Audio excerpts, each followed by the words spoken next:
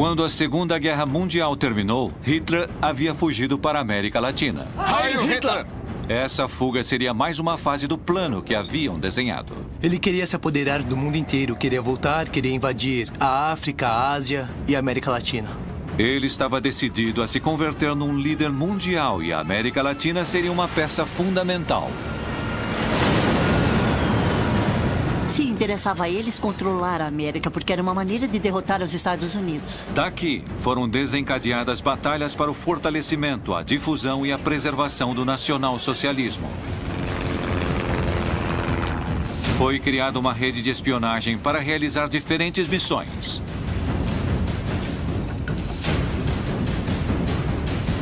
Deveriam se infiltrar nas altas esferas das sociedades, entre políticos e funcionários com influência. Deveriam obter informações confidenciais, estratégicas e enviá-las a Berlim. Deveriam cometer atos de sabotagem que freariam os inimigos do Terceiro Reich.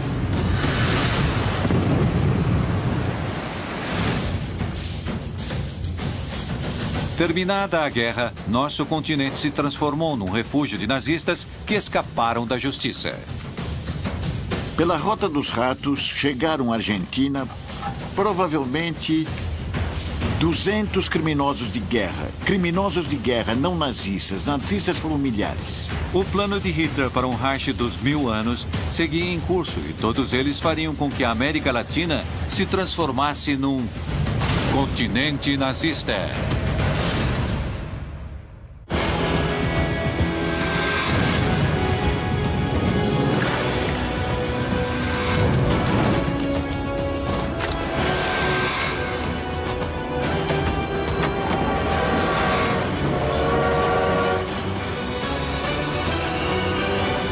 Continente nazista. Colômbia, 1946.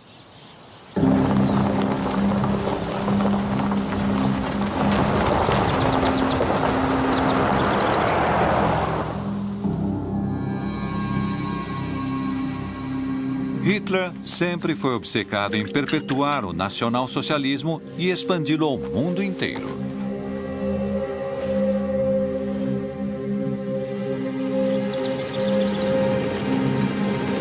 Estava decidido a colocar o mundo a seus pés e a América Latina exercia um papel fundamental. O primeiro passo do plano já havia sido dado. O nazismo chegava à América Latina.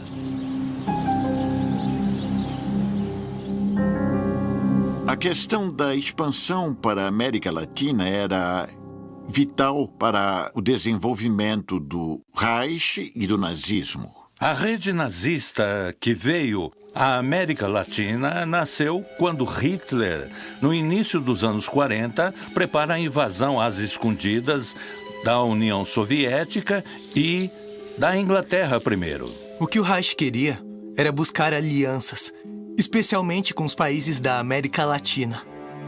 Para o fornecimento de matérias-primas que permitiriam que a Alemanha continuasse e ganhasse a guerra, e depois para isolar econômica e politicamente os Estados Unidos. Hitler tinha, obviamente, um programa para conquistar toda a Europa no início e terminar de construir um império, o Império do Reich dos 1000 anos. Como parte de seu plano de expansão, Hitler havia ordenado ao seu serviço de inteligência militar que enviasse agentes disfarçados ao outro lado do Atlântico.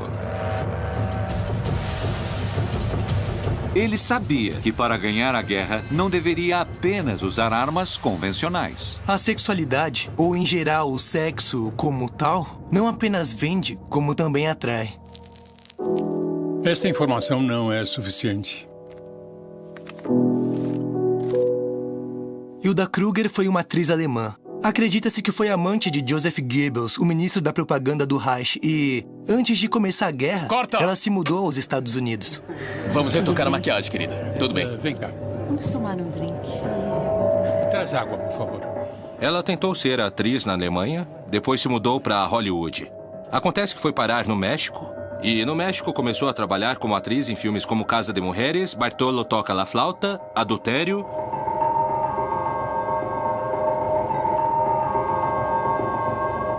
Sua presença chamava fortemente a atenção. Sua presença, evidentemente, denotava sua origem teutônica. Estava encantador. Olá, como vai? Bem, a senhora? Estamos ganhando Era uma espaço. mulher muito Território bonita, atriz de cinema, uma loira, estonteante, escultural, de 1,76 m. Sim. Por aqui, a recepção está Com ótima. licença. Claro. Quer se sentar? Estou adorando. Obrigado. Hilda Kruger se insere no mundo do cinema para, através desse mundo, se aproximar das pessoas que poderiam ser cruciais no manejo de informações. Para mim já basta, capitão. Eu acho que ele já bebeu demais. Parei. Não, obrigado. Porque ela sabe que está manipulando as outras pessoas. E as outras pessoas se tornam presas fáceis de suas artimanhas e de seus jogos eróticos. Ah, Tintin. Tintin. Olá, como tem passado? Eu vou bem. Eu aceito. Quanto tempo não nos vemos? Uma boa noite de descanso, tudo fica E em 3 meses, ela tem a metade do gabinete à sua disposição, o gabinete do governo mexicano. Os rumores apontam que ela havia tido relações amorosas com secretários de Estado na época da guerra. Há rumores dizendo que ela foi amante do homem que naquela época era secretário do governo, que era Miguel Alemán Valdés. Se relacionou com altas esferas do poder mexicano, incluindo presidentes, ministros, muita gente do meio, o que lhe permitia ter muita influência na política mexicana. Hilda Kruger escondia uma coisa por trás da maquiagem. Provavelmente ela não era uma excelente atriz. E o que se supõe é que, na verdade, essas atuações como atriz eram a camuflagem para poder levar a cabo outros tipos de atividades de inteligência, de receber informações e transmiti-las. Na verdade, apesar de ser conhecida como atriz, ela era uma espiã.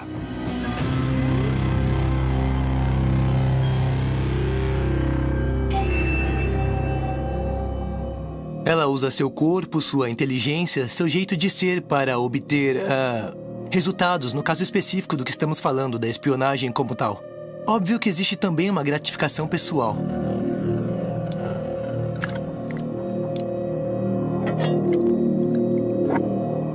Uma mulher fria e decidida que jamais envolveu seus sentimentos e que sempre esteve disposta a tudo para cumprir com a missão da qual havia sido encarregada.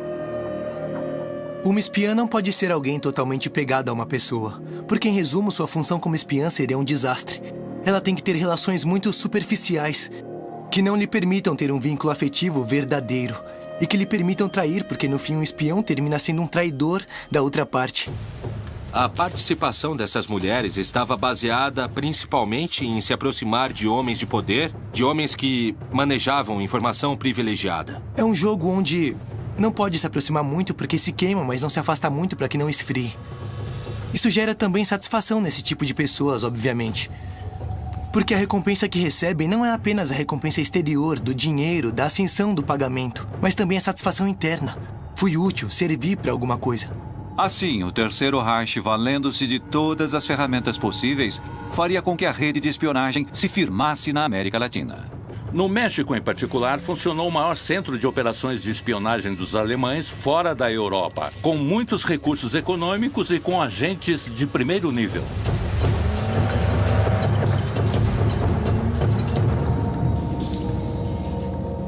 A rede de espionagem vai se instalando gradualmente. E é uma rede que chega a ser muito eficaz. Ela tem 3 objetivos fundamentais. O primeiro deles é conseguir as matérias-primas estratégicas. O segundo é conhecer os movimentos militares que os Estados Unidos podem assumir. E o terceiro fator era a propaganda a favor dos nazistas. Hilda Kruger cumpria sua missão sem arma, além de sua inegável sedução e beleza. Hilda Kruger se transforma numa peça-chave para todas as atividades, porque é o enlace que permite a proteção do poder no México dessas atividades. Graças a ela, o Terceiro Reich conseguiria uma grande quantidade de segredos de Estado e informações estratégicas e confidenciais de suma importância para seu plano de hegemonia mundial. A rede nazista que o exército alemão comanda está encabeçada por um tenente que posteriormente sobe de posição. Seu nome é George Nikolaus.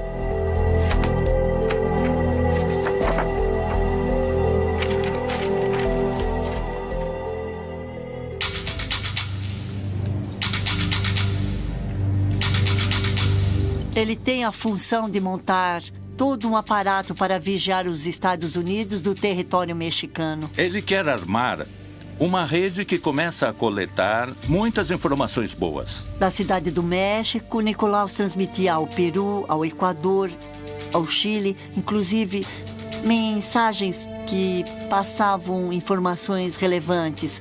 E também utilizava essa rede de comunicação continental. Berlim estava muito preocupada com o apoio que os Estados Unidos poderia proporcionar à Inglaterra. E, além disso, foi enviada uma grande quantidade de informação sobre a tecnologia, o armamento e a capacidade de aviação dos Estados Unidos. George Nikolaus era membro do Serviço de Inteligência Militar alemão, com muita experiência, com conhecimentos em explosivos e comunicações, em que Hitler confiaria seu objetivo prioritário daqueles dias: a rede de espionagem na América Latina. Ai, Hitler! Ai, Hitler! Era um homem que falava muito bem o espanhol. Isso também ajuda muito a se inserir muito rapidamente nos altos círculos da sociedade mexicana. Por trás de sua fachada de simples empregado de uma empresa, estava escondido o líder da organização que triangulava informações confidenciais entre México, Colômbia e Berlim de maneira muito eficaz. A criptografia e a estenografia já existiam desde o início da civilização. São técnicas que servem principalmente para esconder ou evitar que a informação confidencial seja, digamos, descoberta por gente que não está autorizada. Durante anos, por meio do correio diplomático das embaixadas do México e da Colômbia, o Serviço de Inteligência Militar alemão recebeu informações secretas por parte de seus espiões disseminados pela América Latina.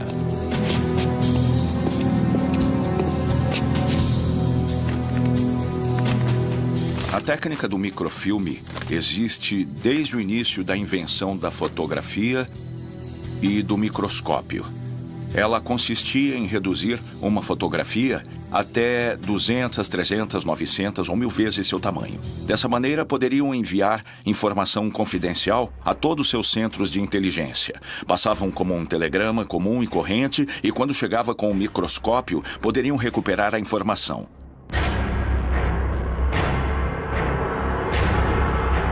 A maioria da informação que os alemães enviavam era por meio de microfilmes ou por meio de mensagens que estavam escondidas mediante um código.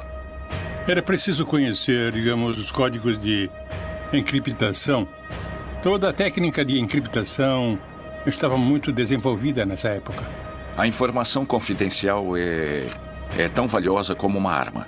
Churchill dizia que a Segunda Guerra Mundial foi vencida por uma arma secreta que se chamava criptografia. Graças aos avisos de Nikolaus e seus agentes, o Terceiro Reich estava cada vez mais próximo de seus planos. Mas, cedo ou tarde, a ação da rede seria descoberta. Os organismos de inteligência norte-americanos, que estavam vigiando as atividades da rede de espionagem com base no México, emitem um grande informe e decidem agir. Inteirado das pressões norte-americanas sobre o governo mexicano, Hitler não se deixaria amedrontar e redobraria a aposta.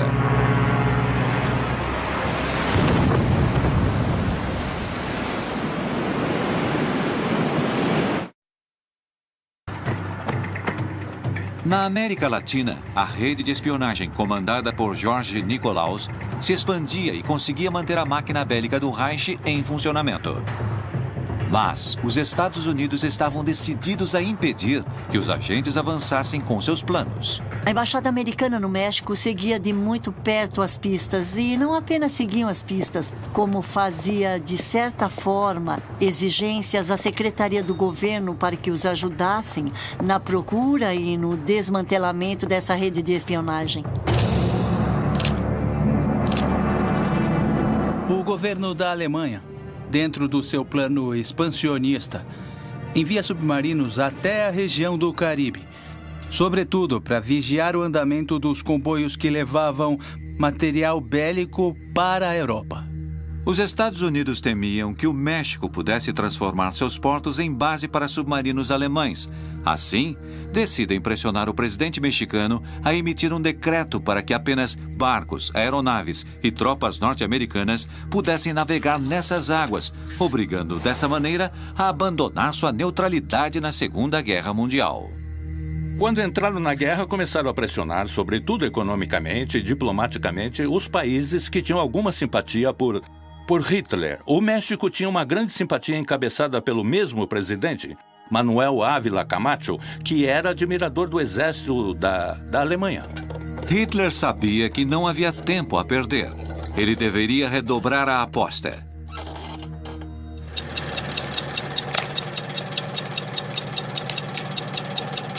O Serviço de Inteligência Militar alemão ordena então que Nikolaus execute uma das ações de guerra para a qual havia sido preparado. Há uma cópia nos arquivos mexicanos onde ele descreve todas as operações que ele fez no México. Por exemplo, num dado momento conta como decidem passar da espionagem para a sabotagem.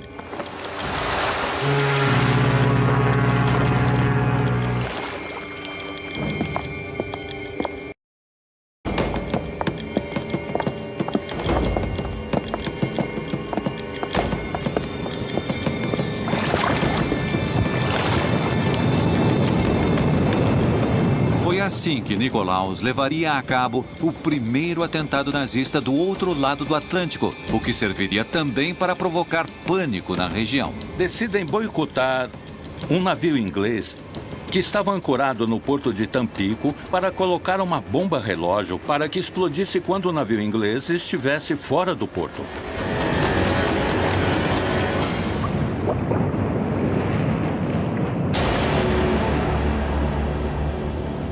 Não conseguiram afundá-lo. Posto que, em seu curso para o alto mar, o Forrest Bank suportou uma explosão de pouco poder destrutivo. A missão havia fracassado. Mas a América Latina continuaria sendo fundamental em seus planos. Hitler não estava disposto a retroceder. Começava a ficar claro por que ele havia escolhido o México como centro de operações. A América Latina, durante a Segunda Guerra Mundial, exerceu um papel muito importante como centro exportador de matérias-primas para sustentar o esforço da guerra.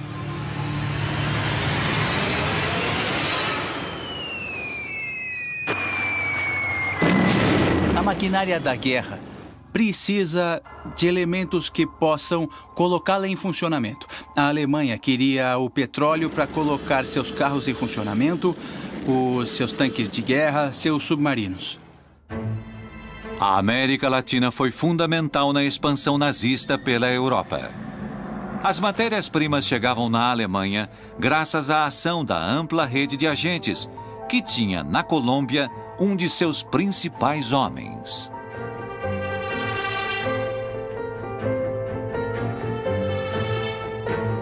Vogel era um empresário alemão na Colômbia que representava empresas alemãs em Bogotá, que reportava a embaixada alemã na Colômbia e que organicamente dependia de Nikolaus, que era lá no México o chefe, o coordenador da rede para a América Central. Max Vogel enviava informações a Jorge Nikolaus sobre o tráfico de insumos estratégicos entre a Colômbia e a Venezuela, que circulavam através do Canal do Panamá. A Colômbia era um país estratégico aos olhos dos Estados Unidos durante a Segunda Guerra Mundial por sua proximidade com o Canal do Panamá, sua localização ao norte da América do Sul e suas ilhas no Caribe. Como havia uma presença muito forte de submarinos alemães nessa região, os Estados Unidos estavam muito cientes do que acontecia na Colômbia e com a infiltração de espiões alemães. E o que acontece com a Alemanha e com os agentes que a Alemanha manda para cá é que eles se transformam numa máquina para fazer o contrabando lícito desses materiais. O continente tinha matérias-primas estratégicas como mercúrio, tungstênio, alumínio. O aço era necessário para poder fazer funcionar as máquinas na construção de embarcações e na construção de submarinos, principalmente. O tungstênio é fundamental para o desenvolvimento da indústria de armamentos, sobretudo para o uso de fuzis pelas tropas de infantaria. Essas matérias-primas se transformam em elementos estratégicos porque a Europa não as tinha, ou se tinha, estavam sob o poder dos nazistas. Mas o México ainda tinha uma coisa de suma importância para o Reich: uma extensa fronteira com os Estados Unidos, através da qual podiam vigiar e sabotar o principal aliado da Inglaterra. Uma das missões dos agentes alemães no México era justamente criar uma situação de conflito no México para provocar um problema aos Estados Unidos e para que os Estados Unidos tivessem alguns obstáculos para intervir na guerra europeia. À medida que se aprofunda a Segunda Guerra Mundial, cada vez mais a pressão dos Estados Unidos fica maior na América Latina. Pressão econômica, pressão diplomática, para que sejam firmados acordos de não vender nenhuma matéria estratégica para Hitler. E também fazem pressão para que nenhum produto que os Estados Unidos comprassem pudesse circular e ser mandado para a Europa. Uma vez que a guerra eclode, a Colômbia quis ser a aluna mais aplicada. A Colômbia queria dizer aos Estados Unidos que ela estava lutando duro contra a presença alemã no continente. Chegou o momento em que os Estados Unidos, nervoso com o mal-estar que os agentes nazistas causavam, pressionavam o México para que a rede fosse desbaratada. Uma das alegações que o embaixador americano George Messerschmitt vai fazer ao secretário do governo Miguel Alemán é que o apoio dele foi muito fraco no desmantelamento da rede alemã.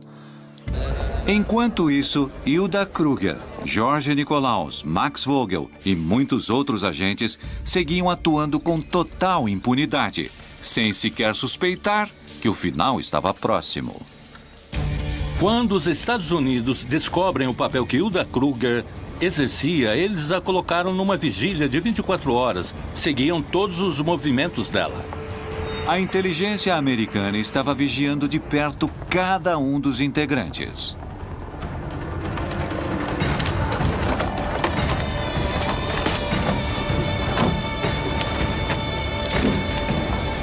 Um a um, todos os agentes nazistas foram detidos e, em sua maioria, deportados.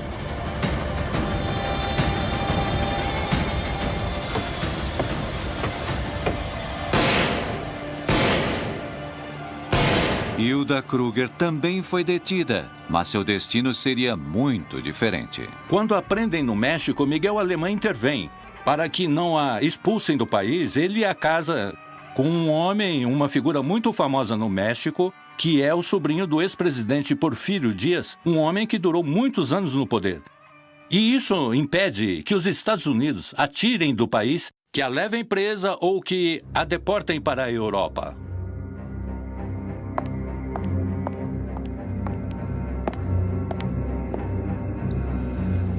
O trabalho dos agentes havia terminado. A América Latina havia sido, até este momento, funcional para a expansão nazista, fornecendo informações, matérias-primas e insumos para seu maquinário bélico. Mas sua contribuição estava longe de se esgotar.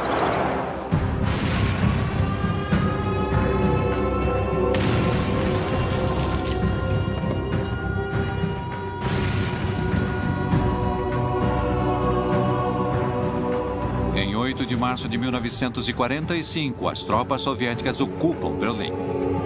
O alto escalão alemão aceita a rendição incondicional. Muitos hierarcas nazistas foram capturados e levados a julgamento. Mas outros, os mais poderosos, conseguiram fugir. Os nazistas, quando o Terceiro Reich caiu, sabiam que seriam procurados pela justiça. E alguns, que inclusive não eram procurados, muitos que não eram procurados pela justiça, também entenderam que politicamente precisavam fugir da Europa. E a América do Sul parecia um território muito hospitaleiro. A Colômbia foi um lugar de refúgio para as pessoas que tinham um passado a esconder relacionado com os nazistas. Muito antes da Segunda Guerra, quase desde o fim da Primeira, em países da América do Sul, como a Colômbia, como a Bolívia, como a Argentina, havia influência alemã também nas forças armadas, até nos exércitos, nas forças aéreas.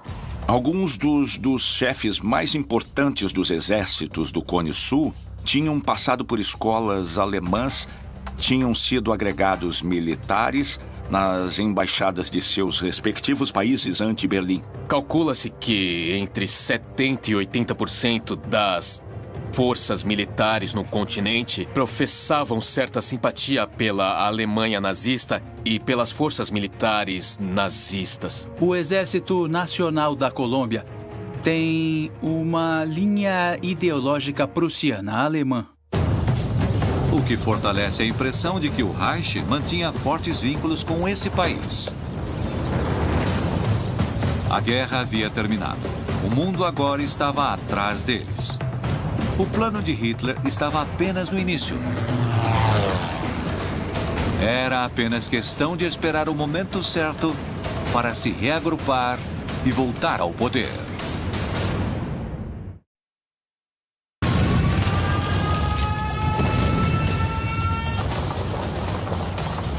Desde antes da Alemanha se lançar à conquista da Europa, e para o caso de terem de enfrentar uma derrota, Hitler havia pensado no continente latino-americano como o lugar ideal para encontrar refúgio até que as condições voltassem a ser favoráveis para o nacionalsocialismo. E a Colômbia se transformaria no centro do poder nazista, o lugar escolhido para que se tomassem todas as decisões daqui em diante.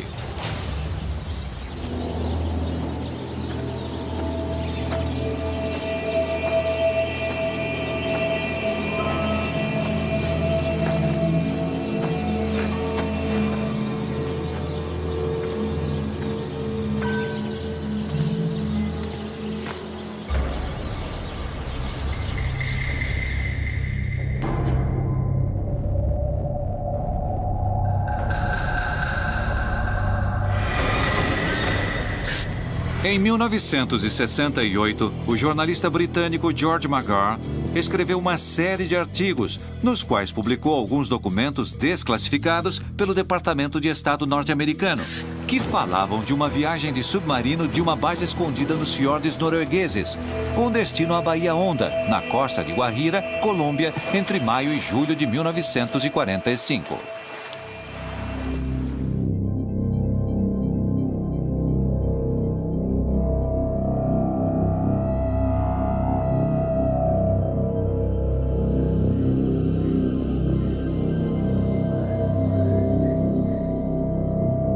Mas será que essa viagem aconteceu mesmo? Esse submarino conseguiu esconder essa carga tão preciosa para os nazistas?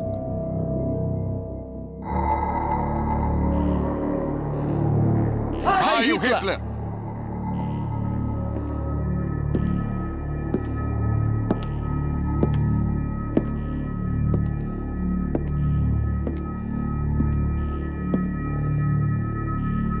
O relato do jornalista McGrath é rico em detalhes sobre a preparação da residência para a estadia de Hitler e seus homens, que viviam, a princípio, em total isolamento, nervosos, rodeados de tensão. Conta também que haviam montado uma antena e uma estação para radiodifusão, que era alimentada com baterias bem potentes. Na época do pós-guerra, havia uma estação próxima de Berlim que tinha 1 milhão de watts de potência. Podia se comunicar de Berlim com um submarino que estivesse no Atlântico Sul, submerso a 100 metros de profundidade.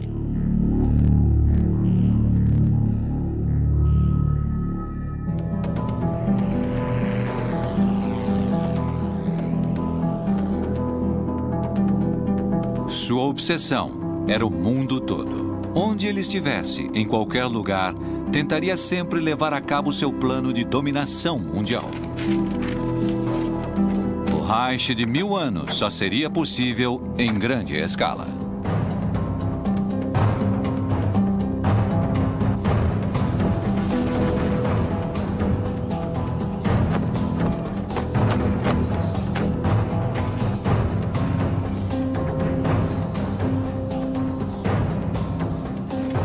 Uma figura como Hitler não pode desaparecer da face da Terra sem deixar uma lenda.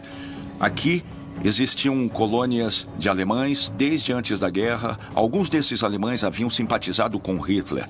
Por aqui tinham passado seus espiões, tinham passado certo poder cativador do regime nazista.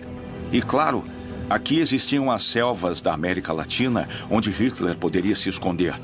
Então, imaginem Hitler escondido em alguma selva esperando que as coisas no mundo mudassem. Não era de todo descabido. A hipótese de uma fuga para a Colômbia incluía a suposta chegada de um submarino a Guajira. Tinha havido, durante a guerra, muita movimentação de submarinos nazistas no Caribe.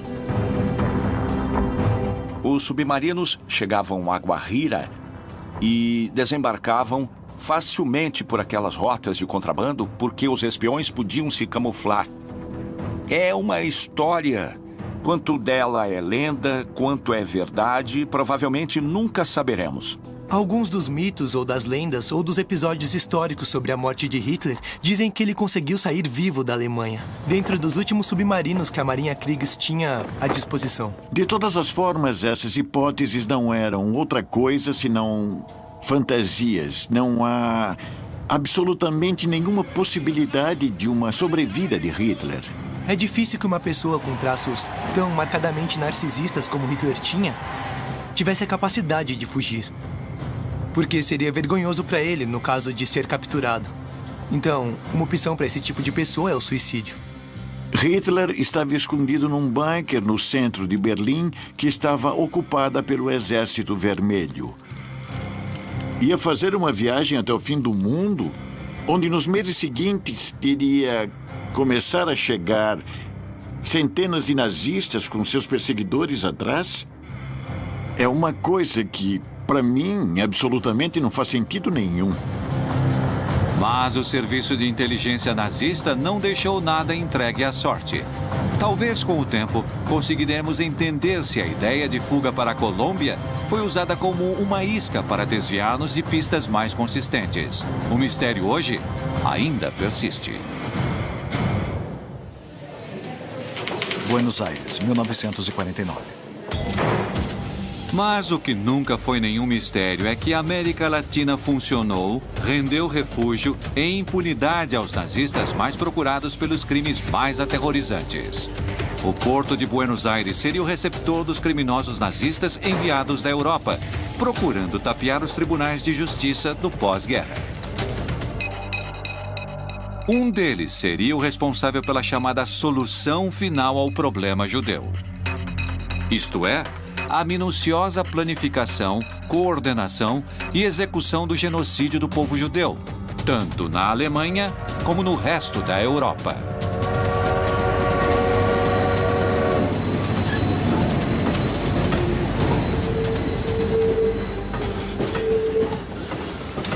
Um dos principais criminosos de guerra que encontrou refúgio na Argentina foi Adolf Eichmann. Ele era um homem misterioso. Chegou a tenente-coronel das SS. E teve um papel importante no translado e na execução das ordens finais na solução final em relação aos judeus.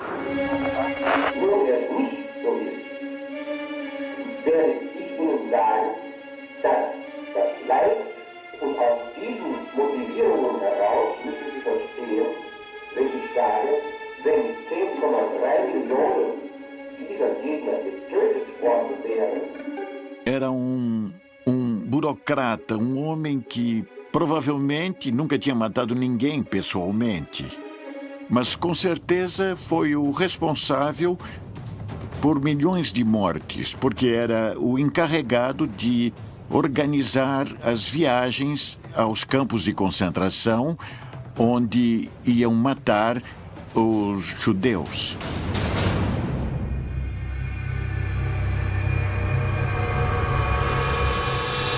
Ele cumpria as funções de uma maneira chamativa e sem a menor piedade.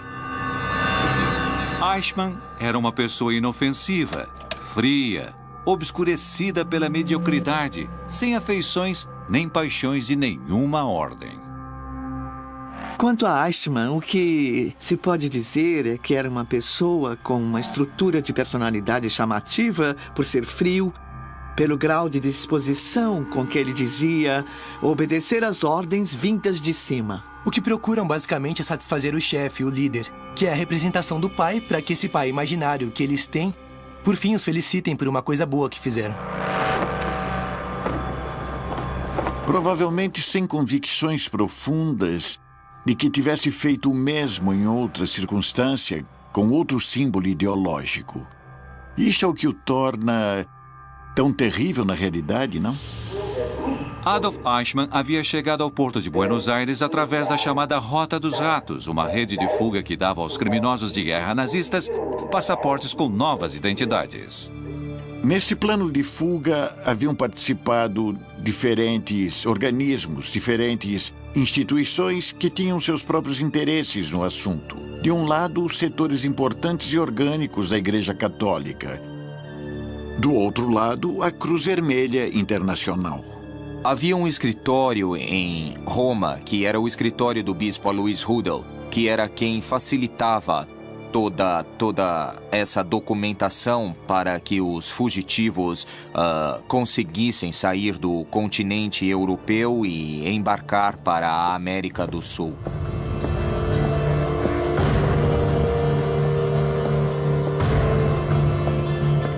Todos prestavam o serviço, digamos, de tornar seguras as rotas de fuga até as saídas da Europa, que era o mais complicado. Eichmann havia conseguido fugir da Europa e construir outra vida na Argentina, com uma nova identidade, com o nome de Ricardo Clement. Uma vez em Buenos Aires, o Estado, naturalmente, fazia sua parte nisto, que era facilitar a tramitação de documentos argentinos e, em muitos casos, arrumar trabalho. Assim, Eichmann passava seus dias como operário na Mercedes-Benz. Do trabalho, regressava à sua casa. Jamais saía com sua esposa ou com seus filhos, não tinha amigos, levava uma vida bastante insignificante. Mas Eichmann não vivia tranquilo. Ele sabia que a qualquer momento poderiam encontrá-lo que, cedo ou tarde, os caçadores e nazistas viriam atrás dele. A perseguição aos nazistas que iam chegando à América Latina tinha duas fases. A última era a institucional, a do pedido de extradição de governo a governo. Agora, para que se pudesse pedir a extradição, era preciso saber onde estavam, com que nome, onde viviam, e essa tarefa era feita pelos caçadores de nazistas.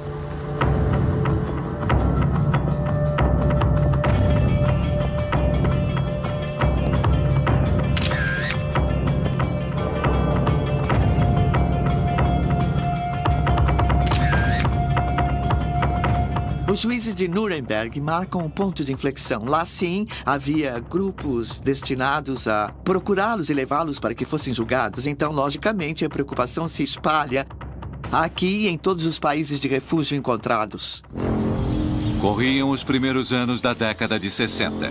Nessa época, a maioria dos nazistas dispersos por toda a América Latina viviam paranoicos. Os processos de Nuremberg eram bastante conhecidos a nível internacional. O trabalho dos caçadores de nazistas ganhava adesões. Houve casos de julgamentos de extradição, casos que não puderam terminar porque os criminosos morreram. durante o processo de extradição, mas houve uma mudança na posição ou na atitude do Estado argentino. Fazia anos que não se tinha nenhuma notícia sobre Eichmann, mas uma célula do Mossad havia conseguido seu paradeiro.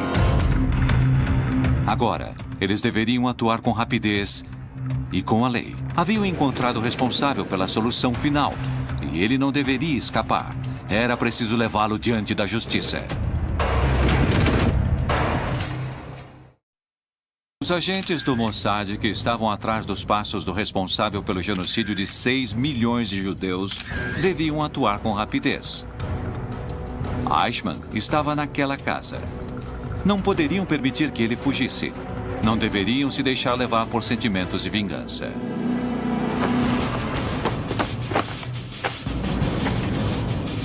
Deveriam colocá-lo diante da justiça para que prestasse contas de seus crimes.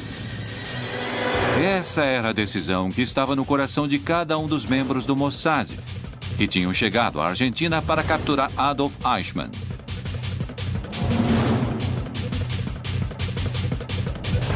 Eichmann sabia que cedo ou tarde os israelitas iriam descobrir seu paradeiro.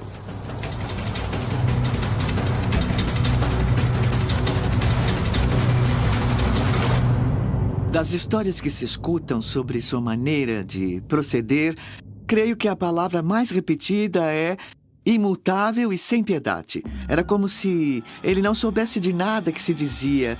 Mas isso tem a ver com todo um tipo de mentalidade que foi se configurando para poder levar adiante um massacre massivo de semelhante crueldade. Hoje em dia, talvez diriam que ele tinha traços psicopatas muito fortes, o que ele não tinha. Por isso, talvez sua frivolidade era empatia. Era incapaz de se colocar ao lado do outro e de seu sofrimento. Não sei se talvez se ele tivesse consciência do mal absoluto, para chamar de alguma maneira, que ele estava cometendo. Ele via como uma obrigação, inclusive legal. Eichmann não se renderia diante de seus caçadores.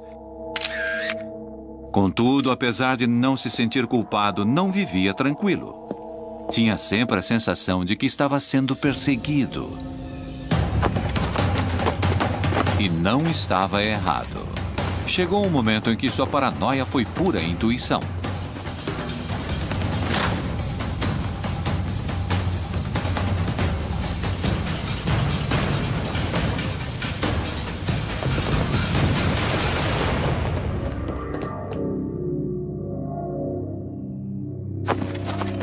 Mas Eichmann tinha conseguido escapar.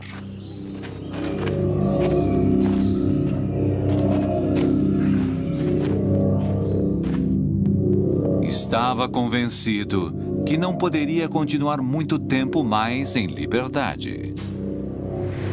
Durante o tempo em que Eichmann esteve em Buenos Aires, ele estabeleceu contato com outro nazista que estava na Argentina. Neste caso, um holandês que se chamava Willem von Sassen.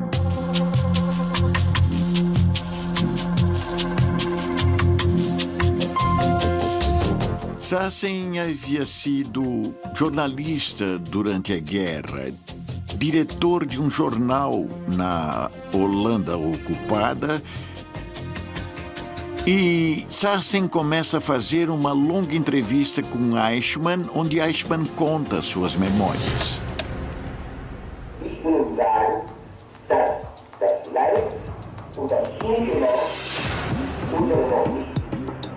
Eichmann havia decidido conceder uma entrevista a Sassen para dar sua versão dos feitos e mudar a imagem que o mundo tinha dos nazistas, mas não sabia que esse seria o começo de seu fim.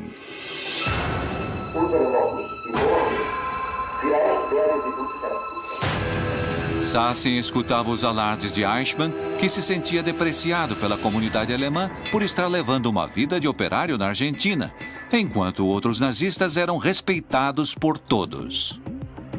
O método da entrevista que Sassen fazia com Eichmann era: primeiro gravava, Sassen transcrevia a gravação da entrevista e Eichmann corrigia a próprio punho a entrevista transcrita.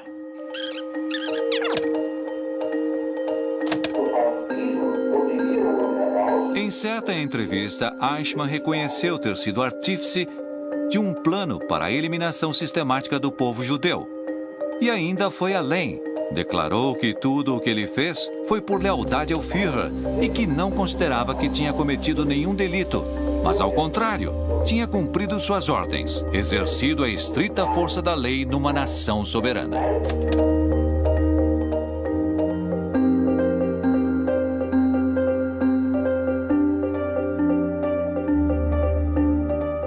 Uma pessoa como essa não demonstra nenhum tipo de culpa. Em parte porque eles consideram que não agiram errado. Fogem com o temor de um castigo que eles julgam ser injusto. Mas não porque eles genuinamente, em sua estrutura de personalidade, tenham agido mal. Pessoas que, sem ser de verdade sociopatas, sem ser de verdade ruins, terminam executando atos atrozes, envoltos em todo o emaranhado do Estado, e chegam a ascender dentro dessa mesma hierarquia, que era o afã final de Eichmann, ser um funcionário eficiente. O assunto de Eichmann dando essas entrevistas, na realidade, tem a ver com que não havia nada indigno, não havia uma especulação. Bom, eu não tenho que falar disso porque me condena. Para ele, genuinamente, eles não cometeram nenhuma ação reprovável. Tudo foi culpa de um Estado que os motivou, que os levou a levar a cabo essas ações.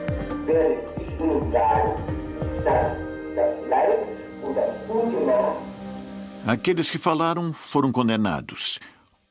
Os que se salvaram, que foram muitos, são os que se mantiveram em silêncio.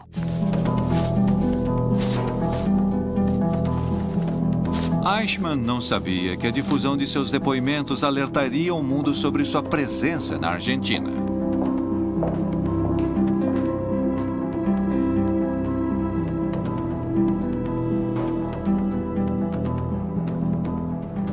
Assim, as células do Mossad puderam saber de seu paradeiro.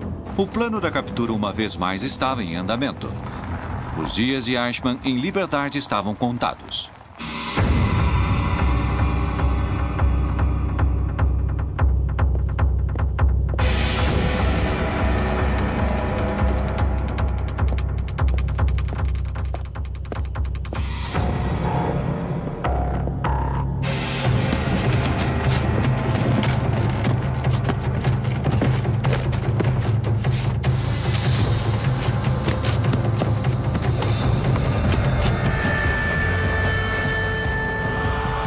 Serviço de inteligência de um país no outro, sequestrando um cidadão que nesse momento tinha documentos argentinos. Falsos, mas tinha documentos argentinos. Ou seja, isso provocou uma grande revolta diplomática. Há protestos da Argentina no Comitê de Segurança das Nações Unidas e tal.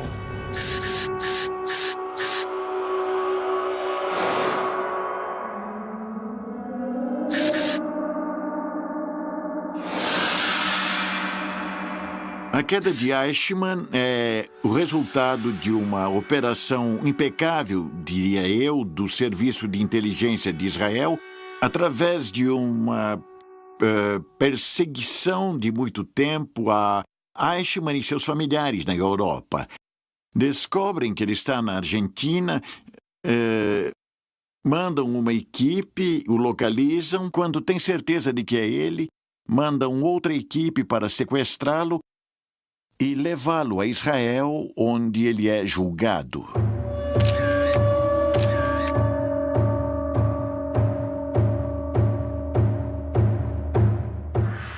O sequestro de Eichmann foi, diria eu, uma operação que tendia a simbolizar nele um julgamento que iria além da pessoa de Eichmann, que tinha a ver com julgar um regime, julgar os atores desse regime e divulgar o grau de criminalidade. Por isso, o julgamento tem um valor simbólico muito importante. Eichmann foi levado a julgamento em Jerusalém. E apesar da enorme quantidade de provas em sua conta, seria o colaboradador Wilhelm Sassen Quem faria chegar aos juízes do tribunal os originais das transcrições da entrevista corrigidos a próprio punho por Adolf Eichmann? Esse método de entrevistas, essa coisa que faziam, acabaram sendo condenatórios para Eichmann quando as transcrições chegaram a Israel, ao tribunal encarregado de julgá-lo. Em defesa dele, se Eichmann, ele mesmo afirma que o que ele fez foi cumprir ordens e que ele era um funcionário que simplesmente estava executando ordens, sem nenhum tipo de ideia de moral ou mesmo de compaixão pelas decisões que estava tomando. Era uma admissão de próprio punho das coisas das quais o acusavam. Wilhelmshaven terminaria sendo o que entregou Adolf Eichmann.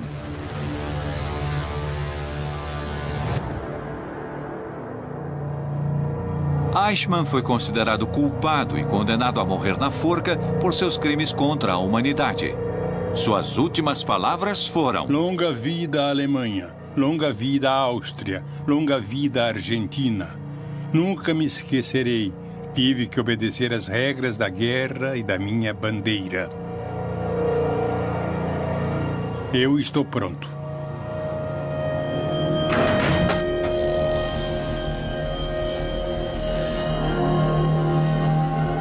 O responsável pela solução final do problema judeu foi executado na madrugada de 31 de maio de 1962.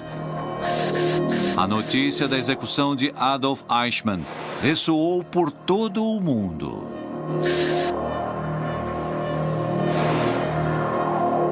A verdade é que a queda de Eichmann marca uma guinada na história dos nazistas na América Latina. Marca um antes e um depois. Até aquele momento havia, digamos, uma certa tranquilidade. Todavia, um certo bem-estar e se sentiam confortáveis. A partir desse momento, tudo se complica. Os nazistas disseminados por toda a América Latina estavam agora advertidos e deviam procurar novos esconderijos. Mas os comandos do Mossad já tinham seu próximo objetivo. Joseph Mengele.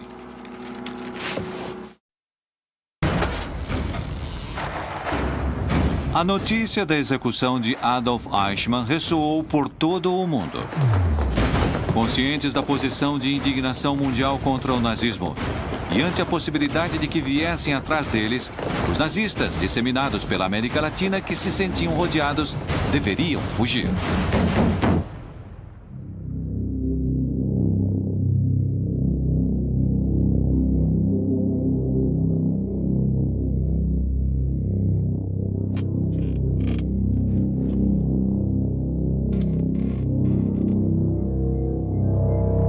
Os caçadores e nazistas estavam agora atrás dos passos de Joseph Mengele, que havia chegado à Argentina fugindo da Europa em 1949 através da Rota dos Ratos.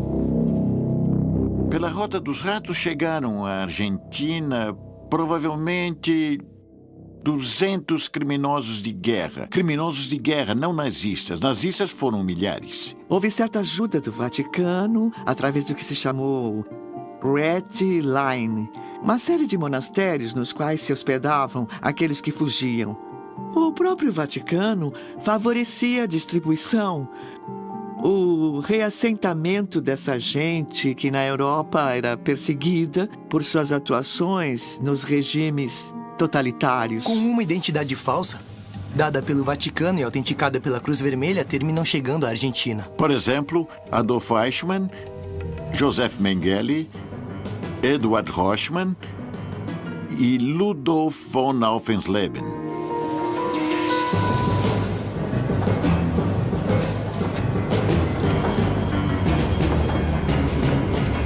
Misturado com os imigrantes que chegavam em busca de uma nova vida, longe da Europa devastada pela guerra, o Anjo da Morte entrou na Argentina vindo de Gênova com o passaporte da Cruz Vermelha Internacional e uma nova identidade.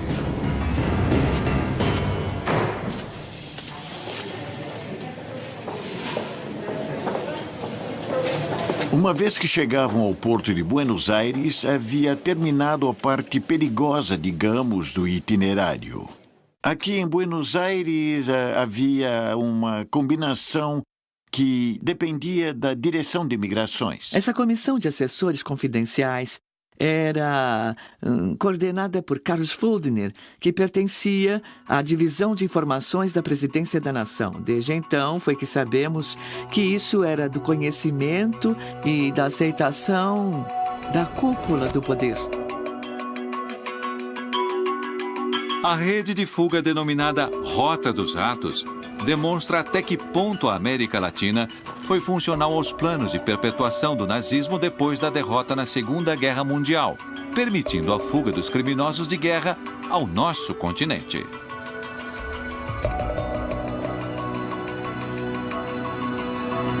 Mengele tinha sido um dos chefes médicos de Auschwitz, na Polônia, um experimentador.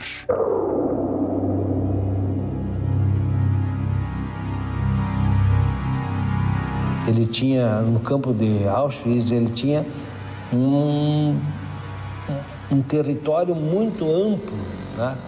com muitas cobaias, muitas cobaias. Então ele podia fazer coisas extraordinárias, né? Produzia diferentes experimentos genéticos de uma gravidade enorme. Onde fazia experimentos com gêmeos vivos, operando um deles para ver como era a reação no outro e tudo mais. E tudo isso com uma falsa premissa de investigação científica. Ele injetava corantes nos olhos dos judeus para ver se não mudava de cor, para ver se não deixava a cor dos olhos azul, como ele queria, que o Hitler queria que fosse tudo azul. Então ele cegava as pessoas colocando aquele corante. Imagina, né? A crueldade. Mas em compensação, ele trouxe alguns conceitos bons para a medicina. Do que eu estou convencida é que não tem justificativa, nem moral, nem ética.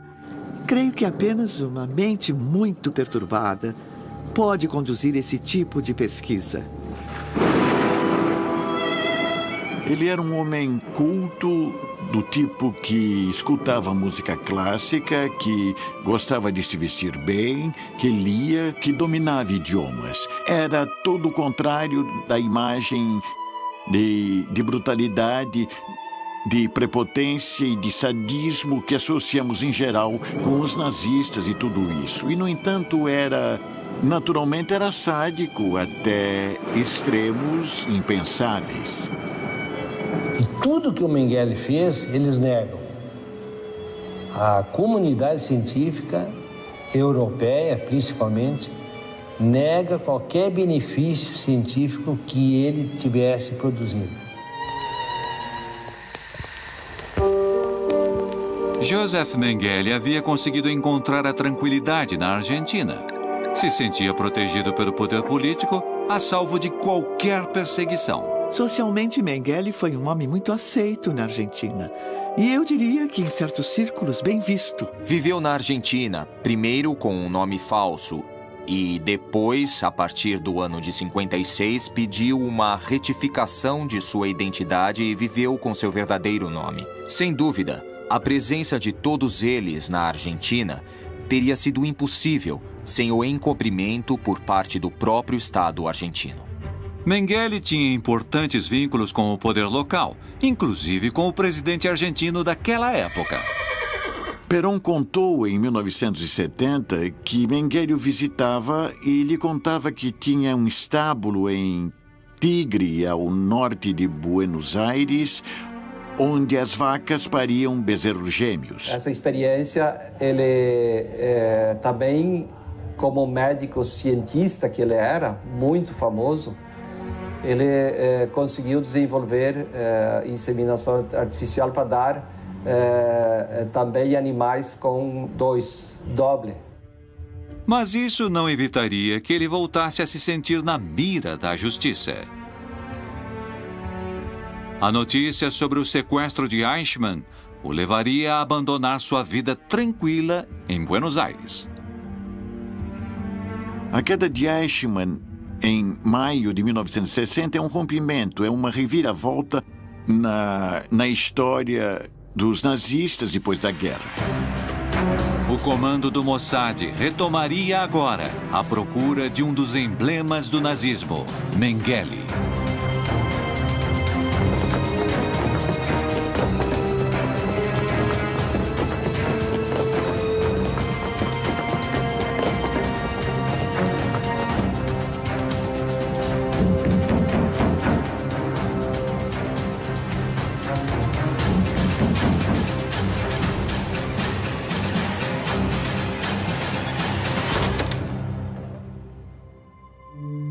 Mas quem o ajudaria a escapar seria um velho conhecido, Hans Ulrich Rudel. Hans Rudel tinha sido um aviador bastante condecorado durante a guerra. Havia sido preso primeiro, mas depois tinha sido liberado porque não havia acusações. Ele não tinha sido um criminoso de guerra, tinha sido um militar. Um combatente. Os Mengele na Europa tinham uma fábrica de máquinas agrícolas. Rudel representava a empresa da família Mengele na América Latina. Era amigo de Perón e de Stroessner, o presidente do Paraguai. E aqui trabalhava como uma espécie de homem de relações públicas que vinculava os nazistas entre si. Rudel, por sua relação com o ditador Stroessner, ajudou uma vez mais seu amigo. Uma nova etapa na vida de Joseph Mengele, que precisava voltar a encontrar a tranquilidade perdida, estava começando. E o Paraguai seria seu próximo destino.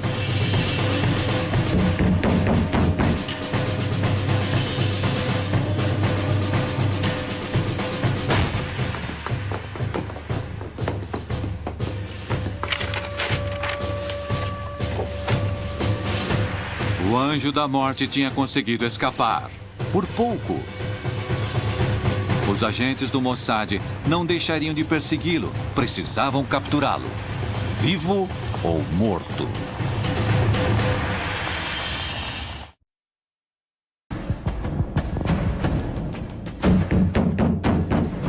Mengele tinha conseguido escapar do Mossad, mas sabia que a perseguição só estava começando.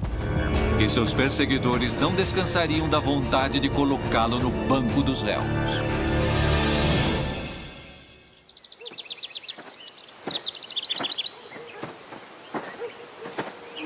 Paraguai, 1960. O anjo da morte recuperava assim a tranquilidade. Voltaria a contar com a proteção do poder. Desta vez, no Paraguai. Quando Mengele vai embora da Argentina e se estabelece no Paraguai, ele obtém a cidadania paraguaia em tempo recorde, fraudando, naturalmente, seu tempo de permanência no país.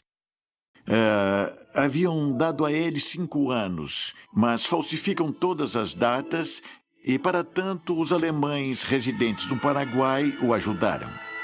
Mengele se transformou então em cidadão paraguaio, o que lhe assegurava, entre outras coisas, que nunca poderia ser extraditado.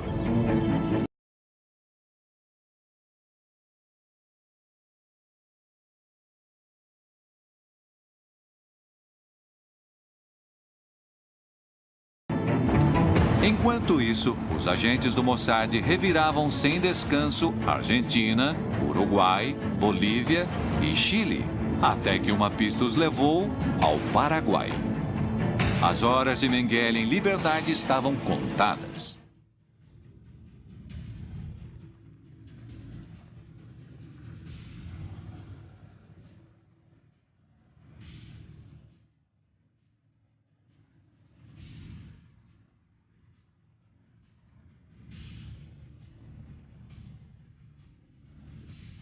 Mengele, mais uma vez, tinha conseguido escapar de seus caçadores.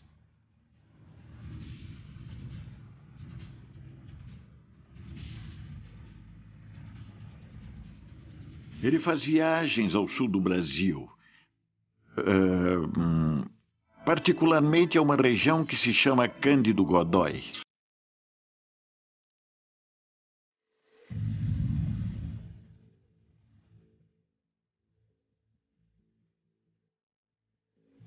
Só que ele não ficava muitos dias num lugar, máximo 2, 3 dias, e já ia para outro lugar. No verão do ano de 1960, ele chegou dizendo ser médico veterinário. No início, Mengele recorria à zona rural, ganhando a simpatia dos produtores de gado e aplicando os conhecimentos que tinha adquirido no campo de concentração de Auschwitz. Quando ele passou por aqui, ele se dizia que ele sabia fazer experimentos com inseminação artificial. Que naquela época, inseminação artificial em gado, na res, no gado, na vaca. Então, naquela época, na década de 60, nós, brasileiros, nós não conhecíamos ainda inseminação artificial. Mengele trabalhava sem descanso. Os experimentos que Josef Mengele fazia é que tinha uma Kombi laboratório, que ele coletava sangue, dava chás para as mulheres e também fazia a inseminação artificial. Em seus escritos fica claro que um de seus propósitos era melhorar a raça ariana, e Cândido Godói seria seu novo campo de experimentação. Aqui era um refúgio para o Josef Mengele, porque ele tinha muitos patrícios. Se estudava alunos com suástica nazista, que chamou muita atenção naquela época. Por isso que para ele aqui era uma terra fértil para seus experimentos, as suas experiências, porque ele falava bem o alemão, né? E aqui tinha muitos que gostavam do nazismo. Mengele começou aos poucos a atender as mulheres da cidade. Cândido Godói é um lugar muito estranho. Linha São Pedro, Cândido Godói, é considerada a capital mundial dos gêmeos no mundo. Como eu estava explicando, ali na comunidade da Linha São Pedro, né, interior de Cândido Godói, tem 4.000 metros quadrados de terra, nasceram 48 pares de gêmeo.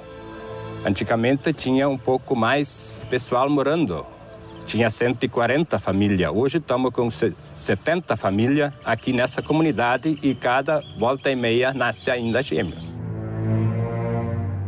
Essa explosão de nascimentos múltiplos em Cândido Godói tem seu apogeu depois que Mengele começa a andar por aquela região. Esse fenômeno eu atribuo a um fenômeno genético. E de lá eles foram casando entre si e dando esse enorme número de gêmeos. E realmente é impressionante. Todavia, ainda hoje em dia, não há nenhuma explicação científica para o porquê de tantos nascimentos de gêmeos nesse lugar. Essa aparição de Mengele num lugar onde nascem tantos gêmeos depois que ele chega, leva a pensar que ele fez algum tipo de intervenção e que fez algum tipo de manipulação para que isso pudesse acontecer. Se houve manipulação, não foi o Mengele que manipulou. Embora não existam certezas sobre se ele manipulou ou não seus tratamentos, o que ninguém discute é que Mengele fazia experiências muito polêmicas. Ele era um geneticista puro. Ele era um homem de uma rara inteligência. Ele era um cientista, mas em cima de tudo isso, pelo que ele fez, ele era também um louco. Indubitavelmente, as investigações genéticas e outros experimentos de Mengele foram bastante excepcionais para aquele tempo, o que seguramente não tem nada a ver com uma concepção de beneficiar a humanidade. Era um cientista prestigiado, apesar da perversidade de seus trabalhos científicos, como o que ele fez com os gêmeos, ciganos e outros, onde conduzia diferentes experimentos genéticos de uma gravidade enorme. O homem realmente era um intelectual, né? Mas por trás disso, ou pela frente, ou por dentro, escondido, ele trazia um monstro, que ele era um monstro. Mas a obsessão de Mengele pela investigação científica não conseguia afastar seus temores. O atormentava, sobretudo, a ideia de ser capturado e julgado. Alguém que soube gozar da impunidade como ele não suportava a ideia de ter que prestar contas a ninguém.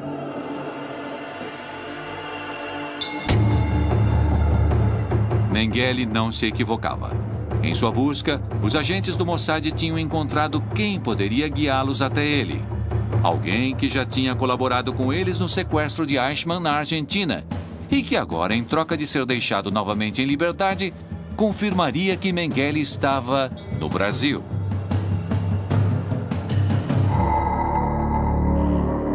Willem Sarsen, em seu interrogatório, ofereceria informações certeiras sobre o paradeiro do Anjo da Morte. Mengele tentava continuar com suas pesquisas. Não sabia por quanto tempo mais conseguiria se esconder do braço da justiça. De uma torre que mandou construir na granja onde vivia, ele podia ver todos aqueles que se aproximavam. Os agentes do Mossad tinham Mengele diante de seus olhos, mas não podiam agir. Deveriam esperar a autorização. Depois do escândalo que havia sido armado com Eichmann, não poderia haver nenhuma outra coisa a não ser investigar e levar os resultados até os governos para que pedissem a extradição formal. Mais uma vez, os agentes do Mossad tinham uma pista consistente sobre o paradeiro de Mengele, que sabia que cedo ou tarde viriam atrás dele. Mas a ordem não chegou e a operação teve que ser cancelada. Dias depois, Joseph Mengele voltaria a desaparecer.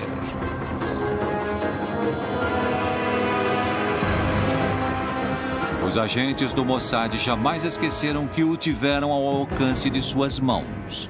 Haviam perdido uma oportunidade única. O Anjo da Morte mudaria de nome várias vezes, movimentando-se rápida e habilmente por várias localidades do Brasil. Qual foi o destino de Mengele e dos outros nazistas disseminados pela América Latina? Foram capturados ou conseguiram fugir do braço da justiça?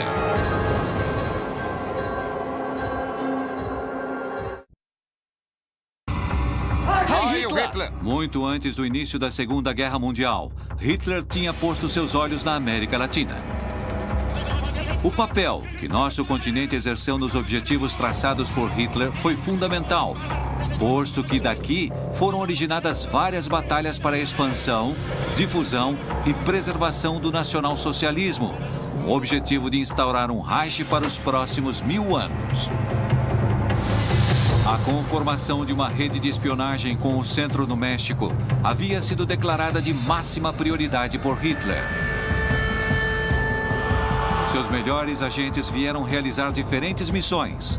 Deveriam se infiltrar nas altas esferas da sociedade entre políticos e funcionários com influências. Deveriam conseguir informações confidenciais, estratégicas e enviá-las a Berlim. Deveriam cometer atos de sabotagem. Encarregado dessa rede de espionagem, o Serviço de Inteligência Militar alemão nomeou o oficial Jorge Nikolaus, especialista em explosivos e comunicações. A ele reportavam Max Vogel, especialista em operações financeiras e da Bolsa. Hilda Kruger, uma bela atriz que tinha a missão de seduzir e corromper funcionários do governo. Dessa maneira, durante vários anos, a rede de espionagem a cargo de George Nikolaus forneceu à Alemanha toneladas de matérias-primas e insumos que lhe permitiram avançar sobre quase toda a Europa.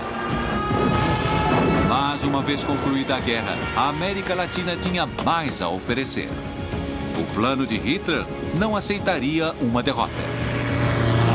Nosso continente se transformou num esconderijo de nazistas que escaparam da justiça.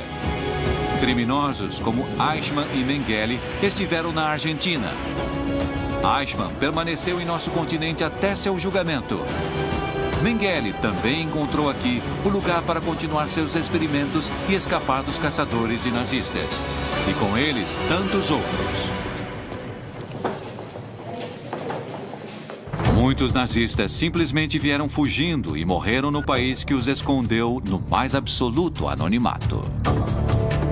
Alguns outros foram capturados e extraditados para logo serem julgados na Europa. A grande maioria conseguiu escapar e jamais, nem sequer foi citada a depor numa esfera judicial por suas responsabilidades. O caso mais emblemático talvez tenha sido o de Joseph Mengele, que viveu sob o amparo do poder político e assim conseguiu se instalar na Argentina, no Paraguai e no Brasil. No ano de 1979, quando foi noticiada a morte de Joseph Mengele na praia de Bertioga, em São Paulo, essa pessoa reconheceu na televisão que tratava-se de Joseph Mengele. Mas só que isso não foi desvendado, porque naquela época tudo era mistério, não se sabia quem ele era. Então não foi dado muita importância. Dizem que ele morreu quando entrou no mar para tomar um banho na praia de Bertioga, em São Paulo, e teve um infarto como um idoso comum. O estranho é que Mengele não sabia nadar. Mengele escapou.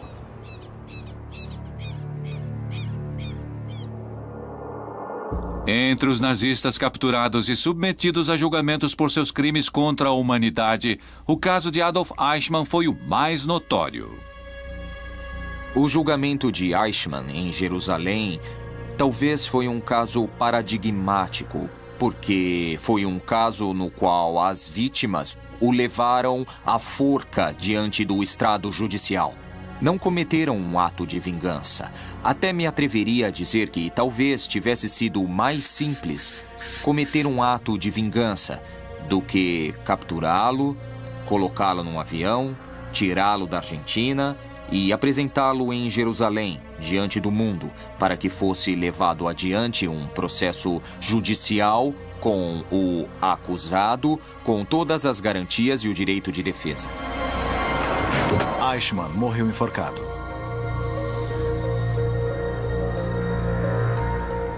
No caso da rede de espionagem nazista que funcionava no México, seus agentes foram detidos e, em sua maioria, deportados. Quando os Estados Unidos descobrem o papel que Hilda Kruger exercia, colocam uma vigília de 24 horas nela. Eles se dão conta que ela é uma peça fundamental porque é a conexão com o governo mexicano, então decidem neutralizá-la. Exercem pressões, muitas pressões econômicas, para que o governo mexicano a detenha. Sobretudo, precisam chegar ao presidente, porque a pessoa que está protegendo-a é o segundo na presidência. É o secretário do governo mexicano. É o ministro do interior, o que tem o controle de toda a política interna.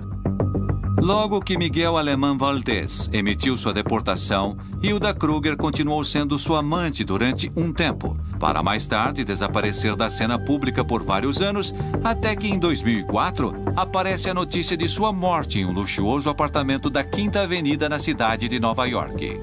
Kruger morreu sozinha.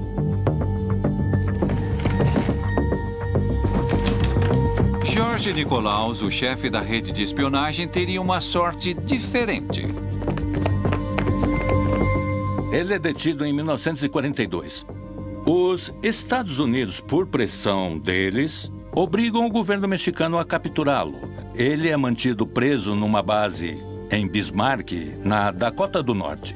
Quando a Alemanha se rende dias depois, ele chama os agentes do FBI que o mantinham preso e decide fazer a confissão de suas atividades no México. Neste interrogatório, Nikolaus admitiu ter recebido, da parte do Serviço de Inteligência Militar alemão, a missão de liderar a rede nazista de espionagem no México. Contou com riqueza de detalhes sobre o atentado falho ao navio de bandeira inglesa Forrest Bank, em alto mar. Explicou como mandavam a Berlim os segredos de Estado e a informação confidencial que conseguiam com funcionários dos governos do México e da Colômbia.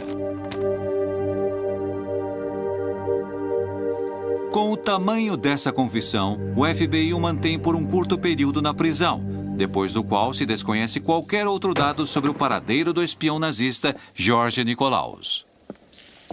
Nikolaus, paradeiro desconhecido.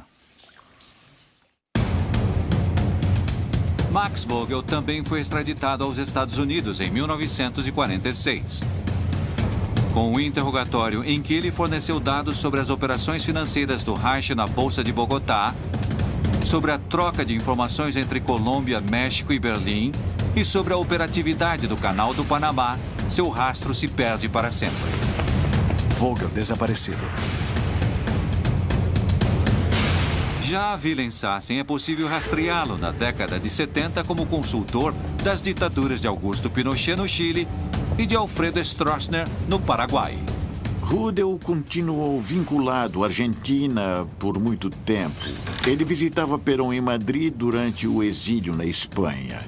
E depois voltou à Argentina em 1978 para a Copa do Mundo de Futebol, fazendo um trabalho muito estranho também, falso seguramente, porque era assessor do diretor técnico da seleção alemã de futebol, com credencial e tudo mais.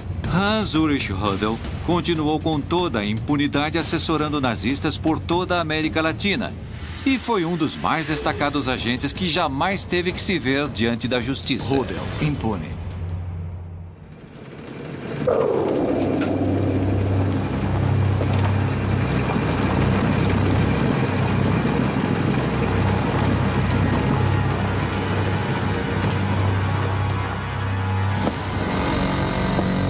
O próprio Hitler conseguiu escapar. Embora digam que ele levou um tiro em seu bunker ou que tenha conseguido chegar à América Latina a bordo de um submarino, o concreto é que nenhum tribunal pôde condená-lo jamais por seus crimes. Não podemos dizer que o capítulo dos julgamentos dos criminosos nazistas está concluído. Na verdade, nosso centro em Jerusalém segue dedicando todos os seus esforços para localizar e tentar levar a juízo aqueles criminosos que estão com vida e em liberdade. Se alguém se perguntar agora, tantos anos depois, como acabou, de verdade acabou muito bem. O fato de terem acabado bem, no entanto, não significa que não tenham tido uma condenação histórica. A história os condenou. O tempo os condenou. Hoje é proibido falar a favor de uma pessoa como Hitler e do regime que ele pregava. Mas, pessoalmente, não me sobra a menor dúvida. Hoje, se a democracia entrou em colapso, que se as coisas mudaram no mundo, uma figura que parece terrível como Hitler poderia nos surpreender com a quantidade de seguidores no mundo. Hitler, como indivíduo, morreu. Mas Hitler, como ideia, e como uma ideia desgraçadamente sedutora, ainda pode estar muito vivo.